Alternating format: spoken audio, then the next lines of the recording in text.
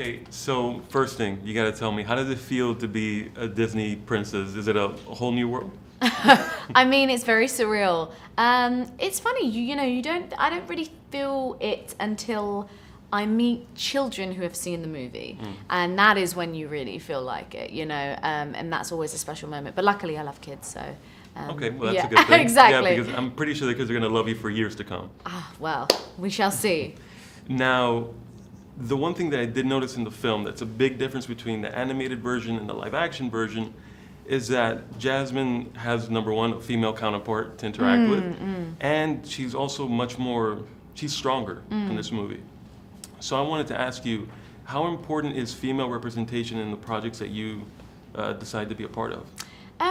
I think that it's what I naturally gravitate towards, which is, it's a balance. As an actor, you don't always get the choice, you go for things, you don't get a lot of stuff, but I do think that the roles I gravitate towards have always been women that just have a narrative and a sense of purpose in a story that doesn't just aid someone else's story, and so I've been really blessed to play some really fun roles, and this one in particular at this time with Disney and what they're doing with their Disney heroines, and really trying to humanize those characters and just give these women more of a narrative, give them more purpose in the story. I think that's really what women want, just to have central roles. I think that's what's important.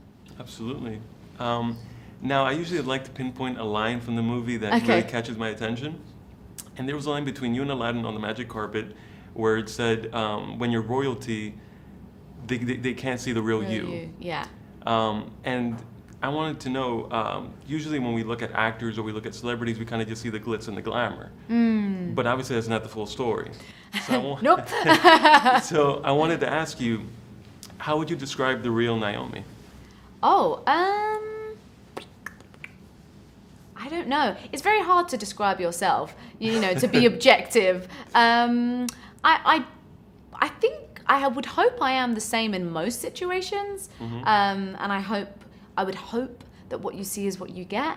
But I don't know. I'm probably just a geekier version than what you see, and I'm pretty geeky now, so Okay, well, that's I think it's a good quality. It's Okay, not a bad quality. good. And last question before we wrap up. When it comes to the lamp, to the genie, if you were trapped for 1,000 years, what's the first thing you'd do once you finally get out of the lamp? Well, that's a good question. I would go to my mum's and ask her to cook me a curry. A curry? Yes. So whenever I'm away, I just start to I just really miss a good curry, like a good Indian curry. And my mum makes a really good dal. So whenever I go home to my parents, I'm straight in the fridge. And I know where the leftover curry is. It's like top shelf to the right. To the right. Yeah, and I always finish it off.